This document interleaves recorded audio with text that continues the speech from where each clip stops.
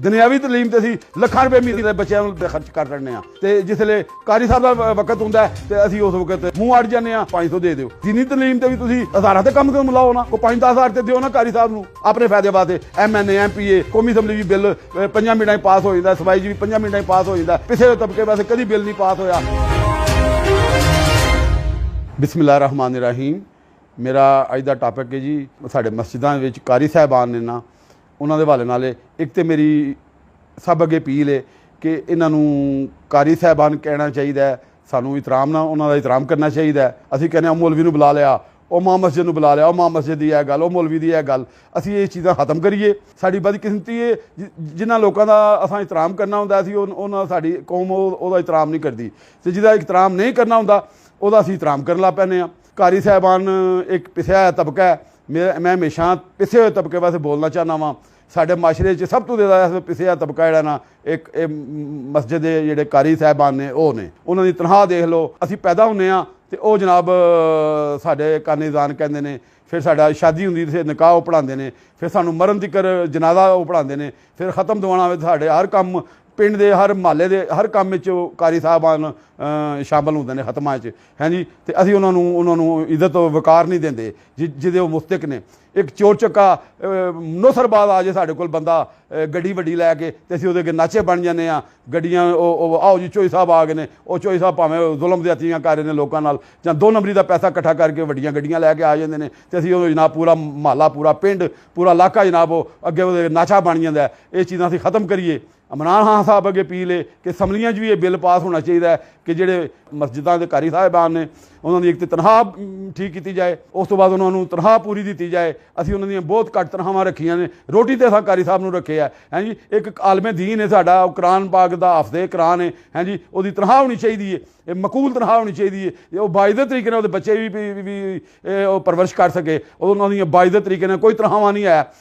कौमी असैम्बली है उन्होंने मैंबरां अगे गौरमेंट अगे भी अपील है, इमरान अगे अपील है कि यार ऐस तबके का भी कोई ख्याल करो, है जी। ये बड़ा काबिल इतराम तबका है जिन्होंं असीं इतराम नहीं दे रहे, हैं जी। साड़ी मतलब दीन भी ये कहता है कि बई जिहड़ा बंदा दीन की तबलीग करता है, सानू कुरान पाक सपारा पढ़ाता है, असीं उन्होंने असीं इज्जत नहीं करते।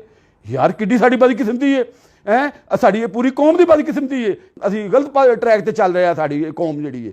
असीं इस वास्ते हजूम आ कौम नहीं बन सके। अगर असीं कौम होवी सब तो पहले साढ़े इलाके के जिहड़ा मस्जिद का कारी साहबान होंदे ने सानू उन्हां दी इज्जत करनी चाहिए है। असीं कहने जाओ मौलवी नूं बुला लिया, जाओ मां मस्जिद नूं बुला लिया। उन्हां दी जिहड़ी तनख्वाह है वो कम से कम एक कारी की 35 तो 40 हज़ार तनख्वाह होनी चाहिए, तू घट नहीं होनी चाहिए। कोई लाभ बनना चाहिए जिहड़ा उन्होंने गौरमेंट वालों फर्ज करो 10-15 हज़ार गौरमेंट वालों मिल जाता है, तो बाकी इलाके के बंदे इकट्ठे करके या पिंड के बंदे इकट्ठे करके उन्होंने कम से कम उन्होंने तनख्वाह जी 35-40 हज़ार रुपया होनी चाहिए है, हैं जी। ये मैं फिर एक कहना वा कि एक चोर चक्का एक फराडिया नौसरबाज जैली चौधरी आ जाएगा तो असीं जनाब उस चौधरी की अगे नाचे बन जाते, इज्जत चौधरी की करा दे, चौधरी साहब आ गए, चौधरी साहब आ गए। इतराम की जगह वाला बंदा कारी साहबान ने, असीं उन्होंने इतराम नहीं देंगे। साड़ी ये बदकिस्मती है, उन्होंने इतराम होना चाहिए, उन्होंने तनख्वाह बेहतर होनी चाहिए। ये पिछड़ा तबका है यूरोपीयन मुल्कों के जिसले मस्जिदां बनदियां ने या कोई अजान की इजाजत होंदी है, असीं बड़ा सराहने उन्होंने, बड़ी असीं एप्रीशिएट करने कि लो जी उत्थे अजान की इजाजत मिल गई है। लेकिन ला इलाहा इल्लल्लाह के नां तो साडा मुल्क बनया है जी, उत्थे सानू अजाना देने की इजाजत है, हर चीज़ की इजाजत है। लेकिन साडे अंदर मुनाफकत है साडी ऐसे कौम कि असीं वो इज्जत नहीं देंदे कारी जिहड़ा अजान दिंदा है। कारी साहब अगर दान देंदे ने जां नमाज़ां पढ़ाते हैं, हैं जी। एक बच्चों को सपारा दीनी तलीम देंदे ने, उहदे ते असीं पैसे नहीं लाते।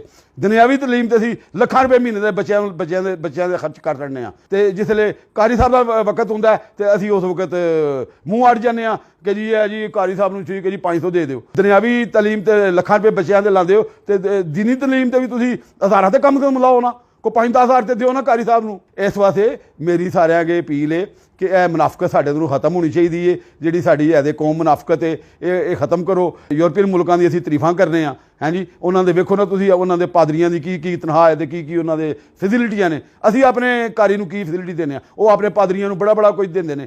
मेरी गौरमेंट ऑफ पाकिस्तान और पंजाब गौरमेंट अगे अपील है, कौमी असैम्बली भी तो पंजाब असैम्बली भी एक बिल पास होना चाहिए। असीं छोटी छोटी गल्लां वास्ते बिल पास करने जिहड़े गैर जरूरी चीज़ों के बिल पास करने, लेकिन एडा असास इशू है ਔਰ एडा पिछड़ा तबके का इशू है और असीं बिल नहीं पास करते। ये मेरी MNA MPs अगे अपील है कि वो मेहरबानी करन और बिल पेश करन कौमी असैंबली भी सूबाई असैंबली भी इन्हां नूं बाइज़त तरीके नाल इन्हां दा चलाया जाए जिहदे च इन्हां नूं गौरमेंट वाल भी इन्हां नूं सपोर्ट होवे इलाके दे बंदे भी सपोर्ट करन ते इन्हां दी इज्जत वकार होवे। और मेरी ये अपील है दारियां अगे कि ये मेहरबानी करो इहदे नाल गौर जरूर करो MNA MP सब गौर करो कि ये जरूरी इशू है इस जरूरी इशू नूं फॉलो करो अपने फायदे वास्ते। MNA MPA कौमी असैंबली भी बिल 5 मिनटां पास हो जाता सूबाई भी 5 मिनटां पास हो जाता लेकिन पिछले तबके वास्ते कभी बिल नहीं पास होया। मैं समझना ये बिल पास होने चाहिए ने कारी साहबान दी फेवर वास्ते और जरूरी चीज़ है। ये मेरा अपील है सब अगे तो मेहरबानी करो अल्लाह ताला तुहानूं इहदा अजर देगा। ये अल्लाह ताला अजर देना है।